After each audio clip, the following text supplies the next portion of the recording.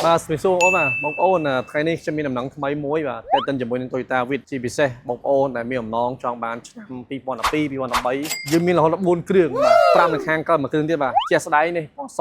2012 2013បាទមានសកម្មៃមានសស្គុះសសាច់ណាបាទរថយន្តទាំង3គ្រឿងបាទបូកជាមួយនឹងខាងមុខមួយគ្រឿងទៀតគឺជាស្តុកដែលយើងមានបងប្អូនដែលចង់បានពណ៌សបាទអញ្ជើញមកណាបាទមកមើលនៅ Top Auto នឹងទទួលបានតម្លៃល្អហើយនឹងមានការធានាហើយនឹងការរៀបចំលម្អិតបាទជាក់ស្ដែងយើងមើលចោះទាំងឆ្នាំទាំងសាច់ដែកបាទទាំងសេសសេរីខាងក្នុងគឺយើងមានការតម្លើងទាំងអស់បាទទាំងវីដេអូសូមពូកទាំងពីមាន Android កាមេរ៉ាបាត VIP ក៏ដូចជាការធានាទៅលើម៉ាស៊ីនប្រព័ន្ធភ្លើងប្រអប់លេខចំនួន3ខែពីលើតម្លៃឡាននឹងទៀតបាទអញ្ចឹងសម្រាប់បងប្អូនដែលចង់បាន Toyota Vitz 2012